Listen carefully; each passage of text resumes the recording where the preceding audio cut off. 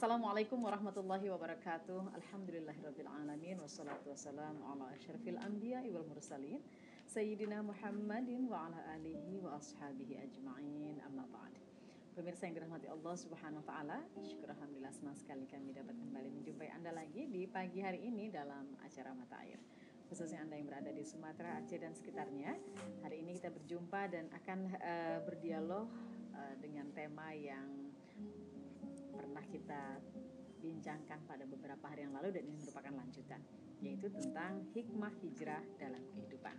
Ya, pemirsa yang dirahmati Allah Subhanahu wa taala, pada beberapa waktu yang lalu Ustadz Abdul Latif Khan telah menjelaskan kepada kita berbicara tentang hijrah, tentu sangat terkait dengan sejarah atau pendekatan historis, pendekatan akidah dan juga pendekatan fikih dakwah. Nah, ini akan kita bahas satu persatu ya. Yuk kita jumpai Ustadz Abdul Latif Khan. Assalamualaikum warahmatullahi wabarakatuh Ustadz. Waalaikumsalam warahmatullahi wabarakatuh. Terima kasih Ustadz kembali hadir di Mata Air kali ini Ustadz ya. Ini tampilannya beda lagi nih, bajunya luar biasa, bagus sekali nih Ustadz. Alhamdulillah, tapi pinjam ini baju. Pinjam. Mudah-mudahan bisa dibawa pulang ya Ustadz ya. Ustadz, kita bicara tentang hijrah Ustadz. Nah, kemarin kan 3 poin ini Ustadz kemarin sudah bahas sedikit-sedikit ya Ustadz. Nah, kita hari ini kita coba perdalam ya, untuk bisa menjelaskan kepada kita bagaimana hijrah dikaitkan dengan sejarah atau historis. Silakan. Baik, bismillahirrahmanirrahim.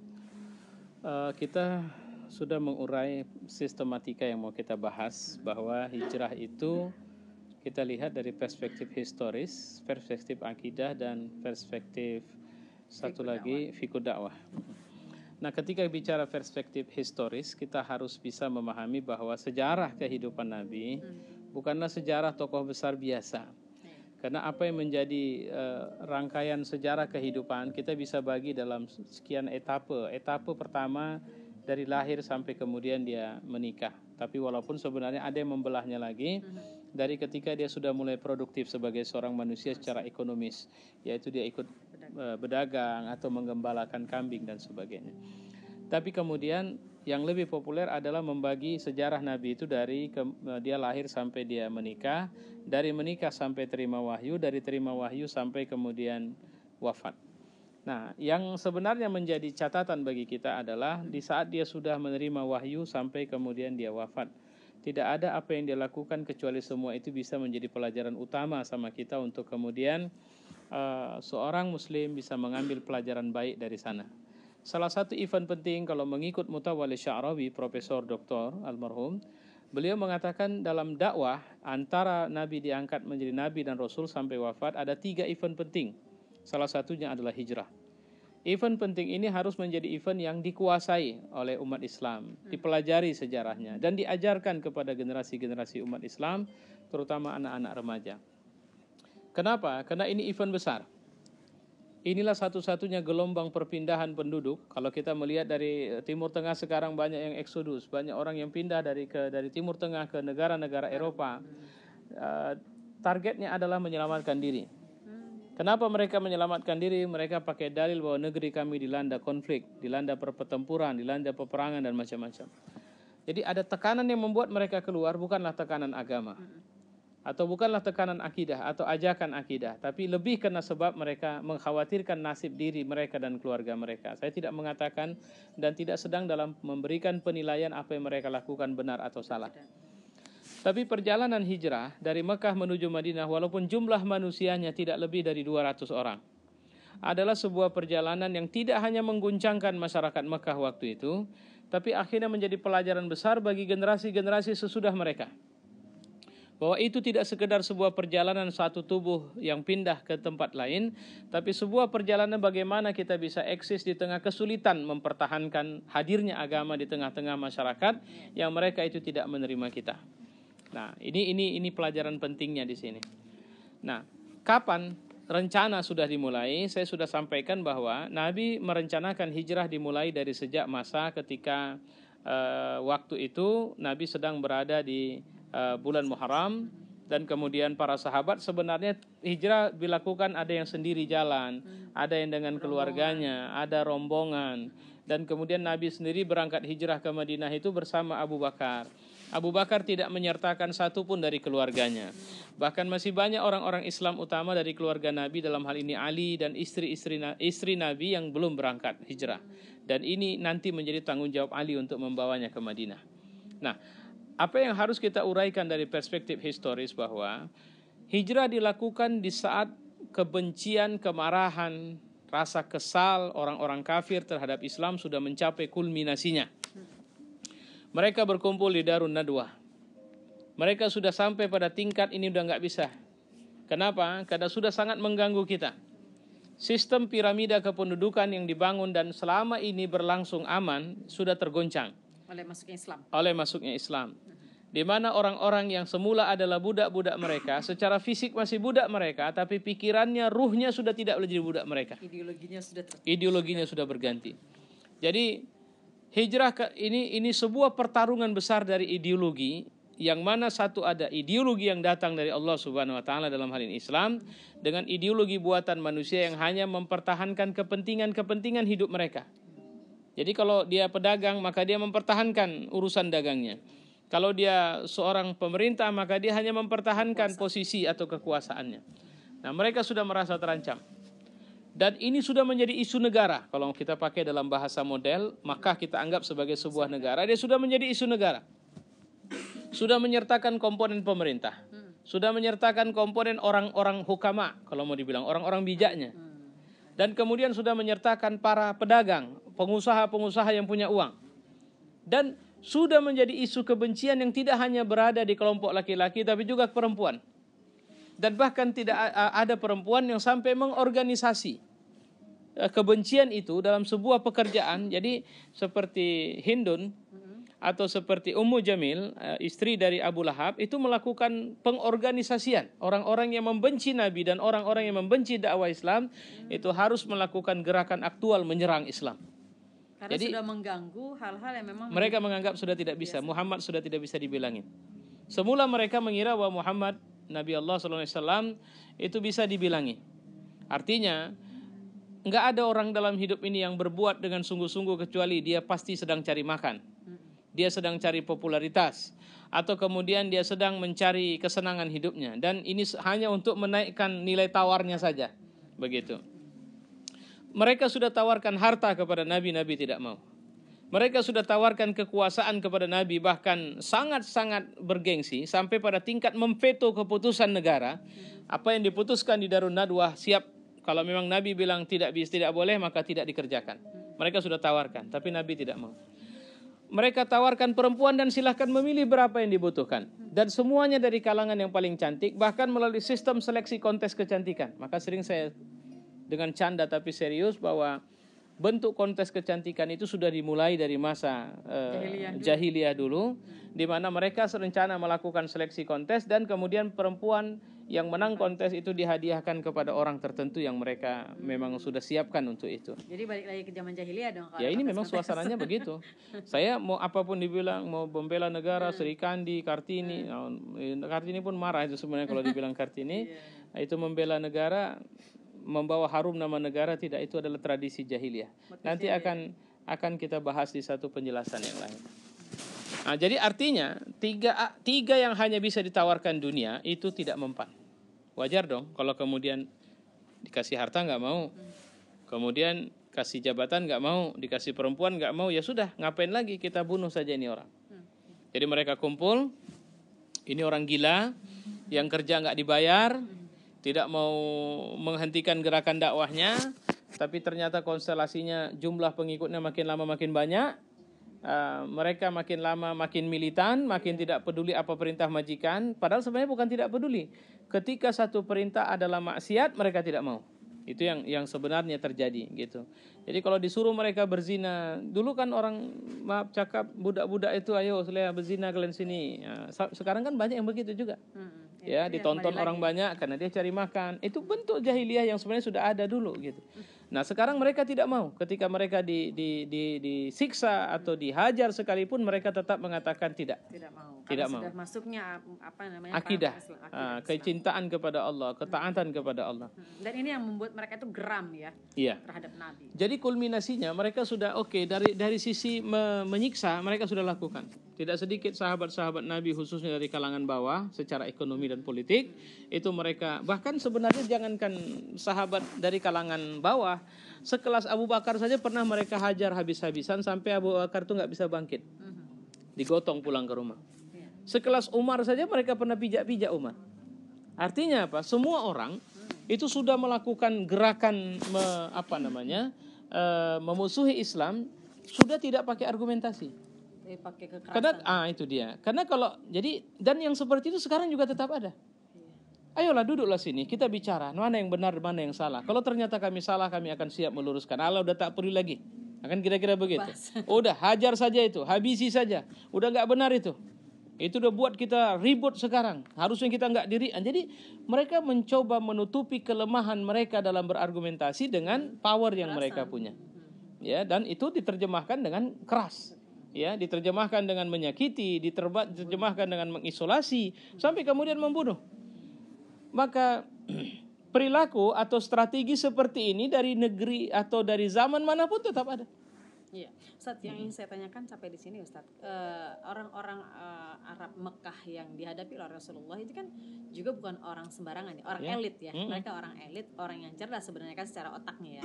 Nah, sebenarnya di hati mereka menerima nggak sih bahwa Islam itu memang sebenarnya benar, cuma ada keananiahan gitu, apa gimana Ustaz?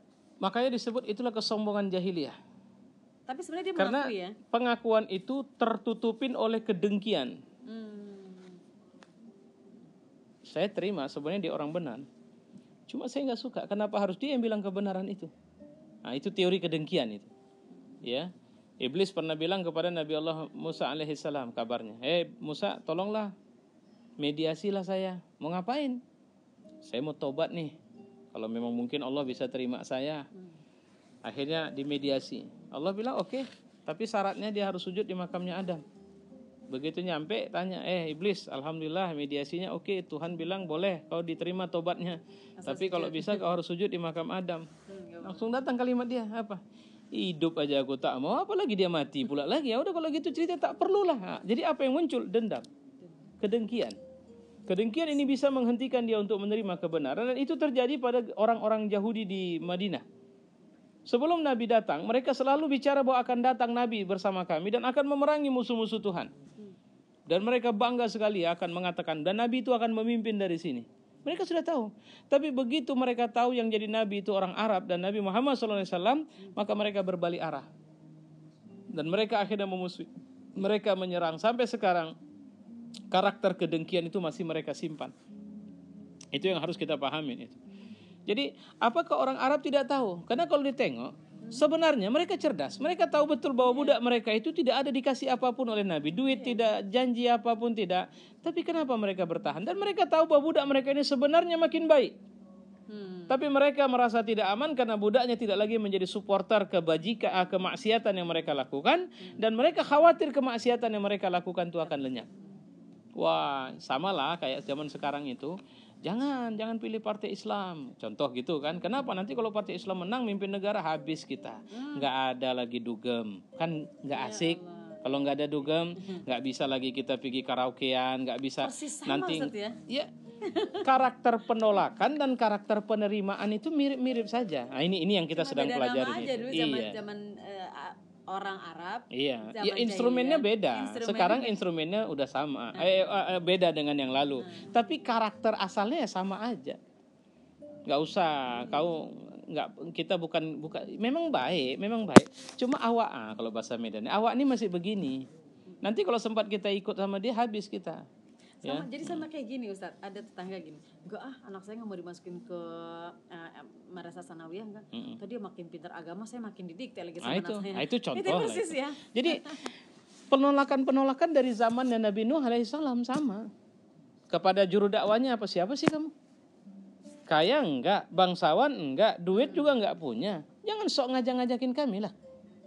Kami juga nggak gantung sama kau kok. Tapi kalau kau mulai mengganggu stabilitas kami, awas. Nah, itu model-model yang diterjemahkan kepada, dan itu dari masa Nabi Nuh. Gini aja lah, baiklah kau nggak usah bangsawan, kau nggak usah kaya, tapi kelebihanmu apa? Bisa nggak kau naik ke langit? Jadi ustadz itu harus memiliki kelebihan-kelebihan yang rada klinik atau apa namanya, klinik ya. Artinya ada mistis di situ. Jadi kalau saya makanya akan lebih diburu masyarakat ustadz yang bisa ceramah sekaligus bisa ngobatin. Atau bisa duduk langsung bilang, Mbak Epi saya ngerti nih, Mbak Epi sedang ada masalah nih ya. Ustadz tahu iya, cuma masalahnya kayaknya agak berat memang ya. Nah ini, dan ini baru berlangsung terus. Wah Ustadz itu luar biasa, dia tahu semua masalah saya. Nah akhirnya orang mau dengar apapun yang dia bilang karena dia mampu menerawang itu. Padahal, padahal pada seorang doa dia tidak boleh begitu. Dan itu yang terganggu, makanya orang-orang Makkah itu terganggu. Contoh, coba bayangin siapa yang jadi pelacur di Makkah, itu rata-rata adalah budak. Terus kalau ini budak masuk Islam, siapa lagi yang jadi pelacur? Apa orang merdeka harus jadi pelacur? Makanya mereka terancam. Makanya berkolaborasilah pengusaha-pengusaha rumah bordir untuk bagaimana caranya Nabi Muhammad dibunuh. Pokoknya tersingkir. Ini gawat ini, kalau sempat berketerusan kerja kami habis.